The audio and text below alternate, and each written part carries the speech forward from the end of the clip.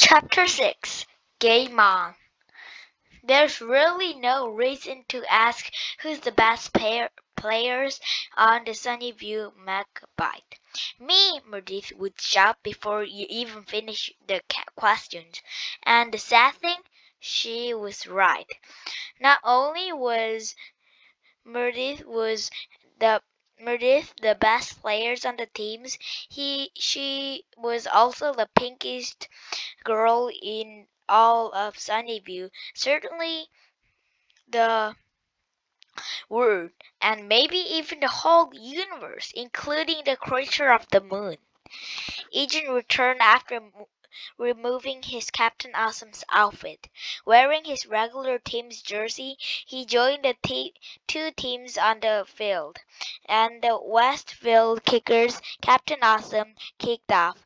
Meredith controlled the balls and worked it downfield, dashing and darting between the Westfield Kickers players. "I'm open, pass the ball," Eugene called out. Meredith passed the ball to Charlie, who sent it to Myrtle. She boinged it off her forehead, sending it back to Charlie, who passed it to Meredith. Over here," Eugene called out.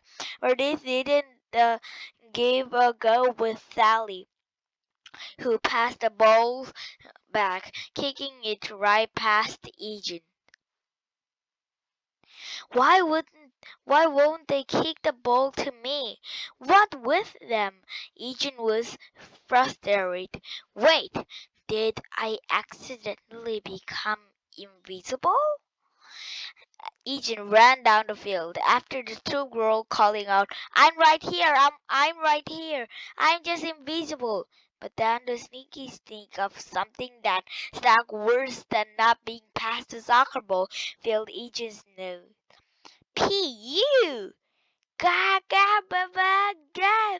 The evil sound of nonsense filled Eugene's ears. There's only one person that can sound the gobbledygooky, Eugene realized. There, on the sideline, Queen Sneaky Pants was at it again. Her sneaky diaper of evil was flaring across the soccer fields and caught Eugene's in its awful odor. Not even the soccer field earth was safe from her thin clouds of and baby's garbage. Eugene stopped. It was impossible to run to with his lunch filled with Queen Sneaky Pants diapers there. He pinched his nose, winked his eyes, and bam! The next thing Eugene knew, he was on the ground, flat on his back, holding his stomach. Oof! He'd been hit by soccer ball hard. In the glare of the sun, he saw the outline of two faces staring at him. Two very similar faces. If means he could uh, it mean could put on the blue jersey and play soccer for 90 minutes on Saturday afternoons. You've got George and Lulu Maurice marching down marching brown hairs with pale skins and frank. They were more like two twins, but bulldog chasing an old slobber danced tennis ball on the beach, then who took it playing soccer. This explained why they were all-star players for the West Valley Kickers. "If you want to nap, I can get you a pillow," Lulu says. They laughed and ran upfield, dribbling the balls and passing it between them. Coach McGoley called the timeout and ran over to Eugene. "You want to take a break for a little bit, son?" he asked. Eugene looked up and saw his sad face. The sun's outlined his head like a hollow. "Yeah," Eugene mumbled. Eugene plopped on the beach next to Bernie Melnick, who had earned the reputation as one of the second guard's greatest beach warmers. It's nice here on the bench, isn't it, Agent? Bernie asked. This is the much nicer bench than the one for basketballs, and a lot more comfortable than the bench on the baseball field. Yep, for bench sittings, the soccer field can't be beat. Bernie continued, completely, completely unaware that the last thing Agent wanted to do was to talk. You did pretty well against the ratty sticky kick, Ernie says. What do you mean, the ratty sticky kick? Bernie replied. It's a play for Murray's twins are famous for. I heard from the friend of the friends of my cousin that the Murray twins use their ratty streaky kicks to knock a guy so far back in time that he became a pirate on the Spanish ship. True story. But Agent didn't have time to think about impossibility of getting back through the time from the soccer kick. Agent was too busy sitting in stunned silence. Somehow, Turbo the hamsters had rolled his turbo mill out of Agent's backpack and was headed into the middle of the soccer action. Herbert rolled under George's face as he tried to pass the balls to his sisters. George tripped over the turbo mill and crashed flat on his face. Plop! Ouch! Mohace! Mohace! George cried was muffled by the grass in his mouth. George jumped in his feet and slid out a mouthful of turf, totally unaware that Meredith had speed past him. Meredith dribbled downfield, dodging the remaining kickers. Charlie was open, and in the flash, she passed the balls across the field. Go, Charlie, go, she says. Take it in. Egan stood on the bench to get a better view. His heart pounded in his chest. This was even better than the time Super Dudes scored a touchdown and and as time ran out of the beach and halftime shows off in the Dudes ball, Charlie dribbled toward the goal. Go, go, go! Egan screamed from the bench. Eugene screams from the bench. Charlie faked the pass to Merlo, freezing the defender in his kick trick, then unleashed the most stiff kick. Wham! The soccer ball slid toward the net. The goal dove. The ball skipped once on the grass and bounced off the fingers of the goalie's outstretched hands. Goal! Egan shouted and fell off the bench. He jumped to his feet in time to see Turbo spurting from the sideline. Way to go, Turbo! Way to go, Naco Cheeseman! Egan thought. The score may have read Westfield. One Sunnyview, one Westfield, one Sunnyview, one. But in Egan's mind was Sunnyview Superhero Squad one and Vernon Brass's Von Boogers, a huge, big, fat zero. Zero, and and the Von Boogers weren't happy about it. The Baron glared at the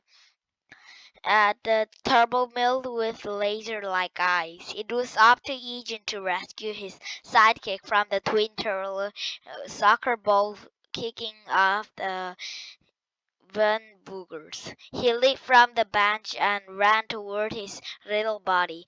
Get your laser eyes away from my hamster, Egan yelled. Chapter 7 Tiebreakers of Doom. The Westville Kickers won. Sunnyview Macabite won. No matter how planted you were, from what language you spoke when you spoke of things, there were There was no denying that the score was tied. Tied.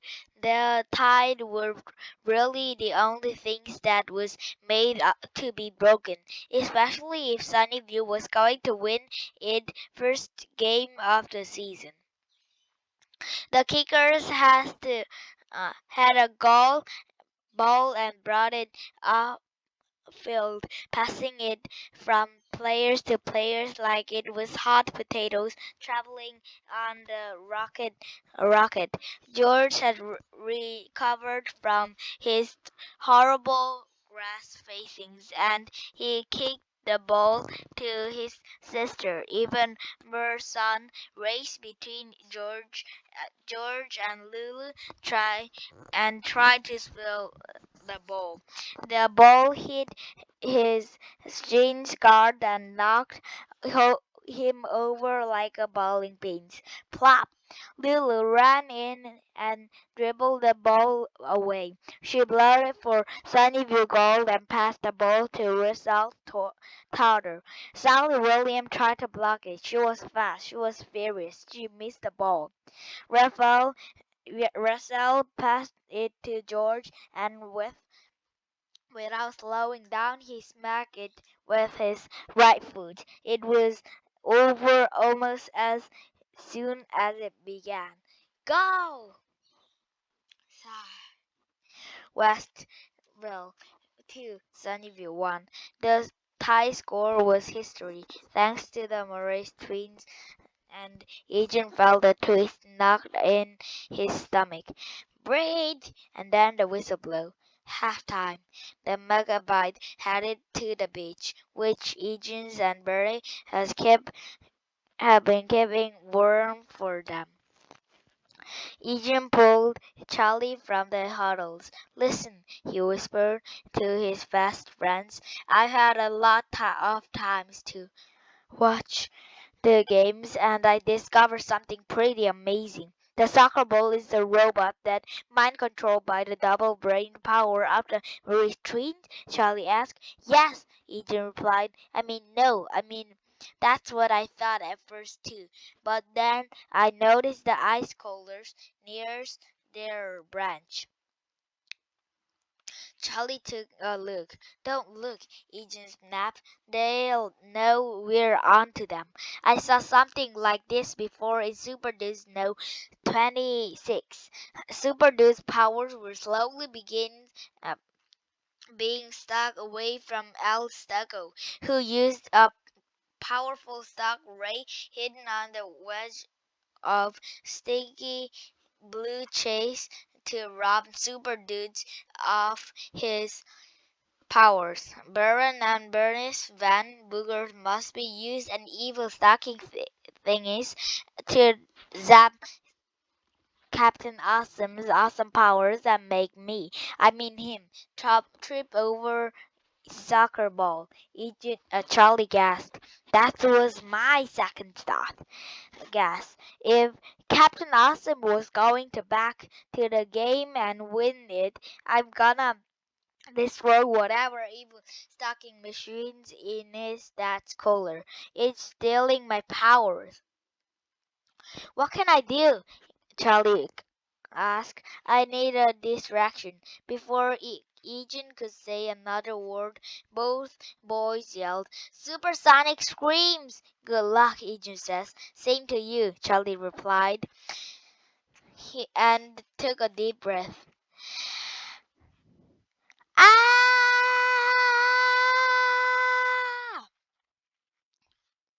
The boy screams and races onto the soccer field, waving his arms like crazy dog who forgotten how to fly. But the declaration was perfect. No one saw Captain Awesome super jump across the field and land atop the West Wales Kickers Misery's coolers of ice cold refreshments.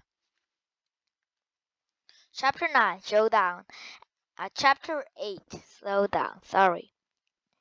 I know we're down 2-1. Coach McAuley says at halftime. But I'm really proud of the way you all playing and psionic streaming. That was just one of the many reasons Agent loved his dad. No matter how busy he might be doing other things, he always made time to take good uh give a little look of thanks to his son effort to crash over. The Westfield Kickers may be winning, but remember, the game isn't over until the final whistle.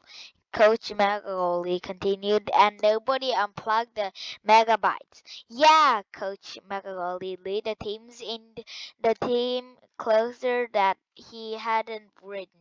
Megabytes, right? Megabytes, yo! Megabytes, yo ho ho! High five! The team high five.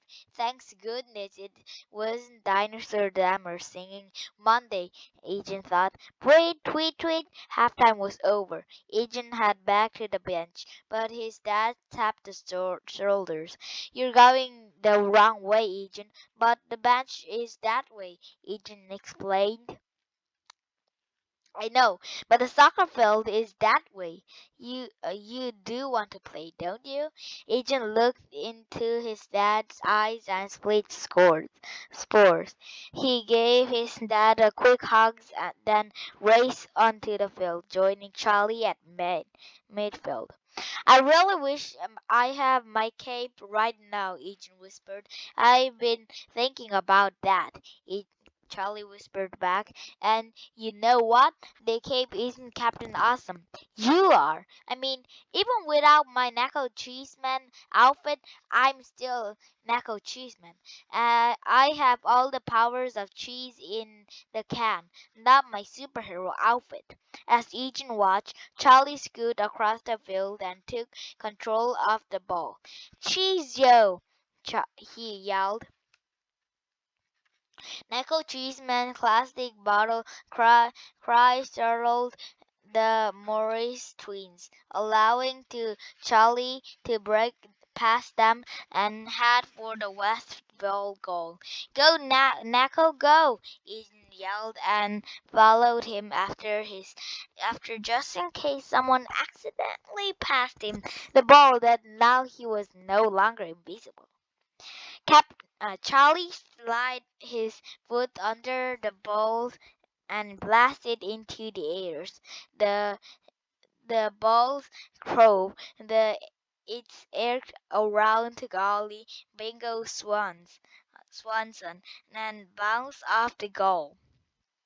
Yeah, Westville too, Sunnyview too, tied again, but time was running out. Then the shot into Eugene mind. Charlie was right. We're not superhero because we wear superhero outfits. We wear superhero outfit because we're superheroes. I'm Captain Awesome with or without my cape, and I bet if I jump high as I can be able to leap over Baron and bonus Von Boogers and lad in front of the goal. Then if anybody who's just passing me the ball, it be an easy goal. Eugene crushed down the row and jumped as high as he could. Meaty! He yelled, his feet left around. Wham! The soccer ball smacked Eugene in the head. Ouch! As Eugene fell to the ground, it was as if the world started to move in slow motion. The megabytes and the kickers watched as the soccer ball. Oh, I read it again. I'm sorry. Superheroes. I'm Captain Awesome or with or without my cape.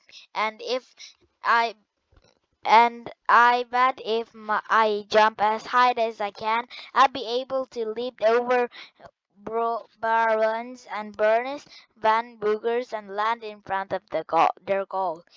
And then if somebody who's just passed me the ball, it would be an easy goal. Agent crushed row and jumped high as he could. Meaty! He yelled as his foot left the ground. Wham!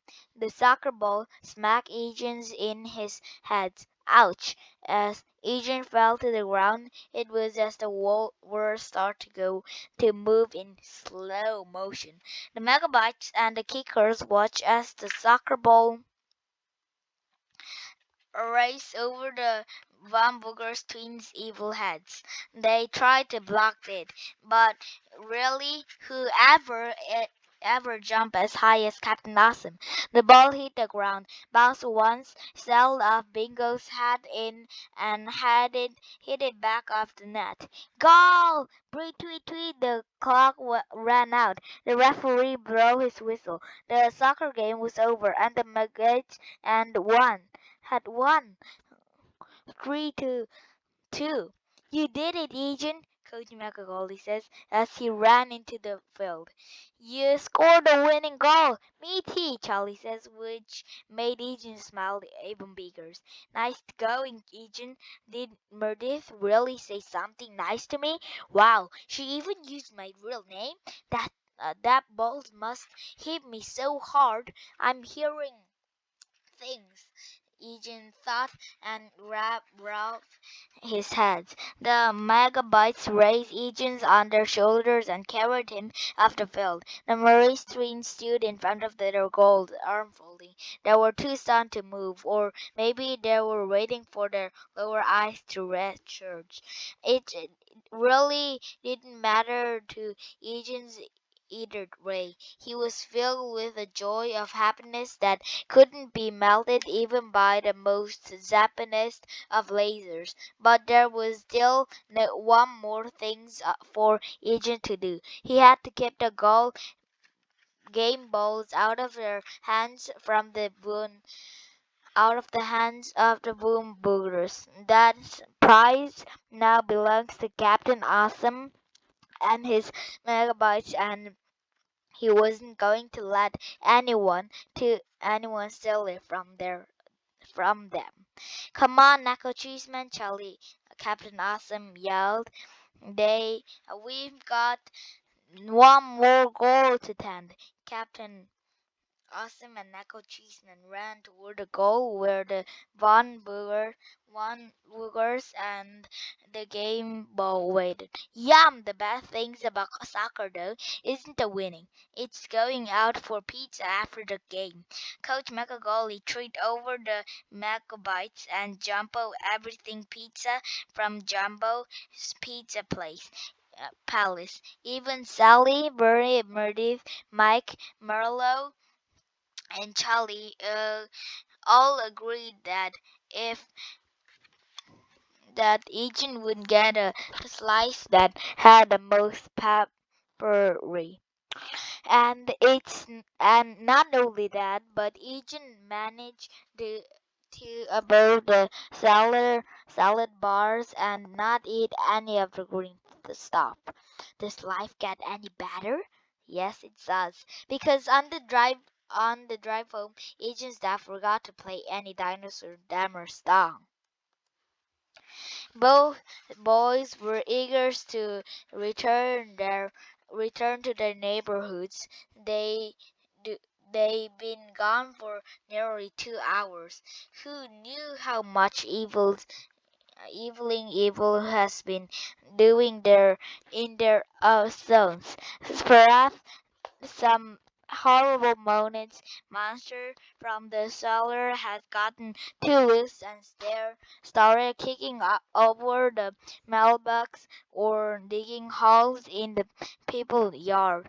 But Eden began, if there is no evil to be found, I mean, if everything was absolutely, totally, completely normal, let's squeeze in a little soccer practice before their next Sunny View Superhero Squad meeting. You took a chase ride out of my can, Charlie replied. Matey,